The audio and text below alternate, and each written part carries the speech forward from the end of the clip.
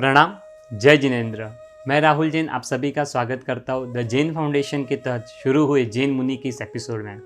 मुमुक्षु मन भाई से इस एपिसोड में हम जानेंगे कि आज की डेट में इतने अलग अलग मुमुक्षु हर एज से 8 साल की उम्र में, 15 साल की उम्र में, 20-22 साल की उम्र में, 50 साल की उम्र में और 70 ईयर्स की एज में भी दीक्षा लेने के लिए जा रहे हैं। आखिर दीक्षा जीवन में ऐसा क्या अनुभव है या वहाँ पे ऐसा क्या है जो संसार को छोड़कर हर कोई वहाँ जाने के लिए तत्पर बन रहा है, जानेंगे इस एपिसोड के माध्यम से। मन भाई, आजकल जहाँ देखो ना वहाँ दीक्षा दीक्षा दीक्षा सुनाई देती है। किसी के घर पे शादी की जितनी पत्रिकाएं नहीं आती रहेगी ना, उससे ज़्यादा दीक्षा की पत्रिकाएं आती है। लास्ट थोड़े समय से ऐसा होने लगा है। छोटी एज में 8-10 साल की उम्र में यंगस्टर्स 20-22, 25-30 साल के वेल एजुकेटेड पढ़े लिखे लोग दीक्षा ले रहे हैं। और आजकल तो बड़ी उम्र के 50-60 के बाद भी दीक्षा लेने के लिए तत्पर बनते हैं।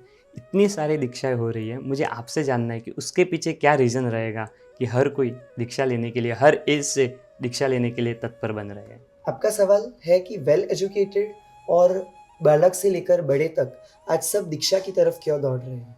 तो इसमें वेल एजुकेटेड की जब बात करें तो वेल एजुकेटेड जो दीक्षा ले रहे हैं वो एजुकेट होके एक समझ पाकर दीक्षा ले रहे हैं। जो बड़े लोग दीक्षा ले रहे हैं तो वो संसार को देखकर समझ गए हैं कि संसार में कहाँ पे भी सुख नहीं है, तो वो देखकर वो दीक्षा की तरफ जा रहे हैं। और बालक की बात करें तो बालक अपना फ्यूचर देख रहे हैं। बालक के जो माता पिता हैं वो अपने बालक का भविष्य देख रहे हैं। भविष्य उनका कहाँ पे सफल है, उज्जवल है और कहाँ पे सुखी है, वो देखकर उस मार्ग पे अपने बालक को भेज रहे हैं। और वो बालक खुद अपनी समझ से, अपने मक्कम होकर वो दीक्षा लेने जा रहा है, जो जिसको बोलते हैं कि ज्ञान गर्भित वैराग्य। ज्ञान गर्भित वैराग्य यानी कि जो ज्ञान पाकर ज्ञान विना पशु सरिका, ऐसे हमारे शास्त्र में कहा गया है। तो ज्ञान विना पशु सरिका, अगर ज्ञान ही नहीं है तो वो कैसे आगे बढ़ेगा। तो ज्ञान गर्भित पाकर, वो ज्ञान गर्भित होकर वो दीक्षा की तरफ आगे बढ़ रहे हैं। तो आज की जनरेशन के लोग आगे ऐसे ही बढ़ेंगे।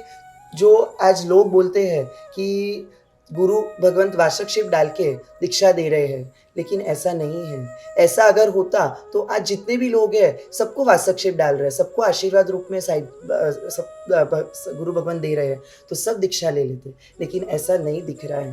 दीक्षा वही ले रहे हैं समझ पाकर, ज्ञान गर्भित होकर वो दीक्षा की तरफ आगे बढ़ रहे हैं। मन भाई, जनरली देखा है कि एक पूरा महीना काम करते हैं तो मंथ एंड पे सैलरी मिलता है, उसकी खुशी होती है।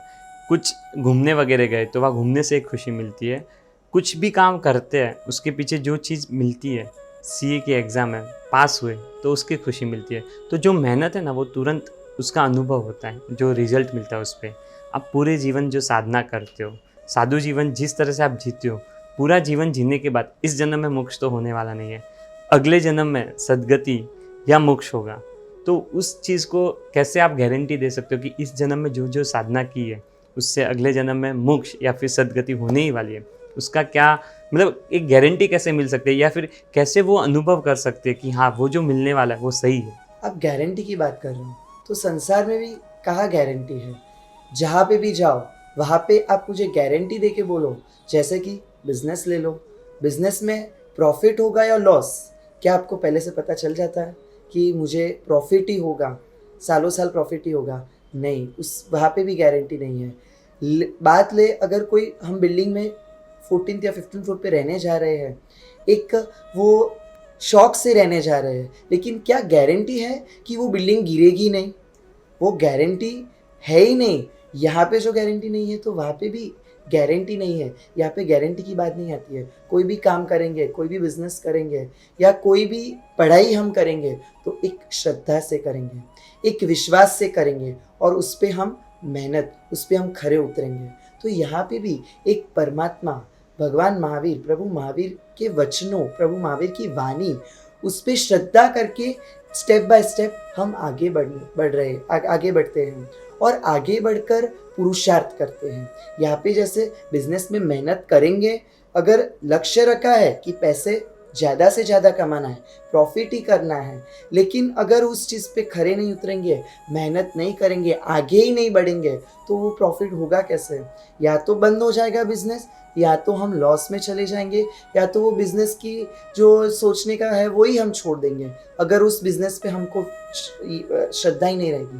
तो यहाँ पे भी यही बात आती है, परमात्मा भगवान की श्रद्धा नहीं करेंगे तो आगे नहीं बढ़ेंगे और दुखी हो जाएंगे। जो सुख मुझे पाना है तो उस चीज़ के लिए उसको फॉलो करना, परमात्मा के वचनों पर श्रद्धा कर कर आगे बढ़कर ही वो चीज़, वो सुख मुझे मिलेगा जो मुझे पता है। तो बस वो गारंटी किस बात की, उन्होंने बोला है तो बस उस पर श्रद्धा कर कर, उस पर मुझे अड़ग रहकर आगे बढ़कर उस सुख की प्राप्ति करनी है। आज 100 हजारों साधु साधी भगवान वही श्रद्धा से आज आगे बढ़कर उस सुख को प्राप्त करने वाले हैं। तो बस वही सुख को प्राप्त करने के लिए मुझे वो परमात्मा के वचनों पर 100% श्रद्धा है, और वो श्रद्धा रखकर, वो विश्वास से मैं आज दीक्षा लेने जा रहा हूँ। मन भाई, एक अलग सा क्वेश्चन है कि आज के युवाओं को धर्म से जोड़ना टफ हो जाता है, क्योंकि अपने धर्म में हर चीज़ में कंदमूल नहीं खाना है, अभक्ष्य नहीं खाना है, दिवाली नहीं खेलना है, होली में नहीं जाना है, घास पे नहीं चलना है, क्रिकेट वगैरह में पाप है,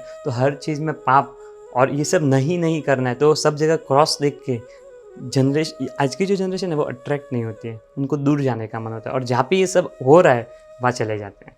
तो कहीं ना कहीं आपको ऐसा लगता है कि इन सब में चेंजेस की, या फिर कुछ अलग करके, कुछ चेंज करके उन सबको अपने साथ लेना चाहिए, उनको अट्रैक्ट करना चाहिए, ऐसा कुछ आपके माइंड में हो?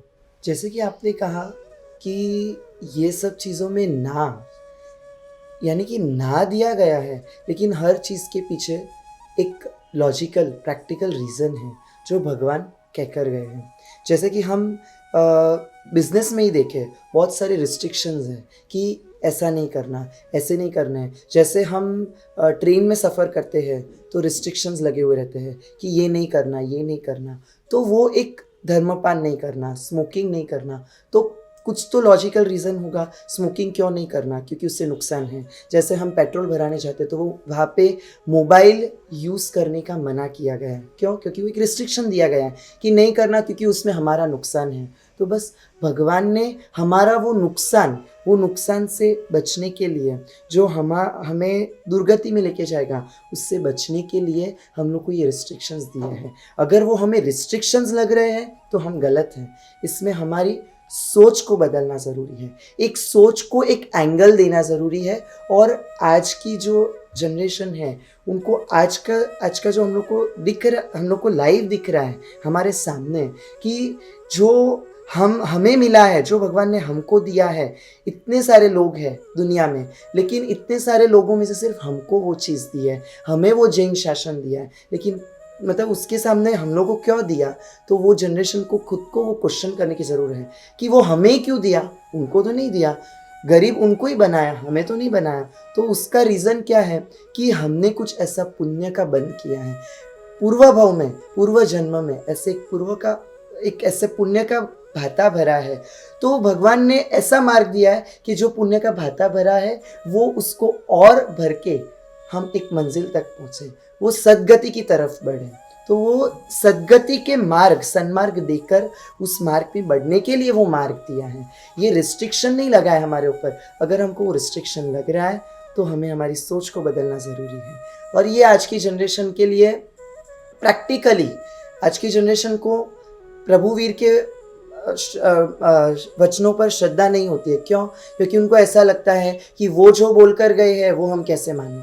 तो आज आप लॉजिकली देख लो, यंग जनरेशन को जवाब देना है, यंग जनरेशन को समझाना है। तो आज लॉजिकली हम देख रहे हैं कि आज एक अंधे को आँख नहीं दी है और हमको वो आँख दी है, तो उसका कुछ तो कारण होगा।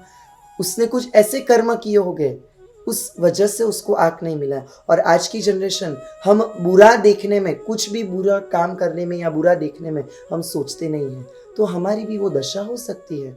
तो वो सोचकर अपनी खुद की आत्मा को अपने खुद के ऊपर ले कि हमें जो मिला है वो दूसरों को नहीं मिला है, बस उस पर गर्व करके, वो जैन शासन परमात्मा ने जो हमें वो दिया है ना हर चीज़, वो जैन शासन पे गर्व करके हमें आगे बढ़ना चाहिए और हमारी सोच को वो जैन शासन की तरफ आगे बढ़ाना चाहिए। मुमुक्षु मन भाई से हमारा ये वार्तालाप आगे आने वाले एपिसोड्स में भी जारी रहेगा।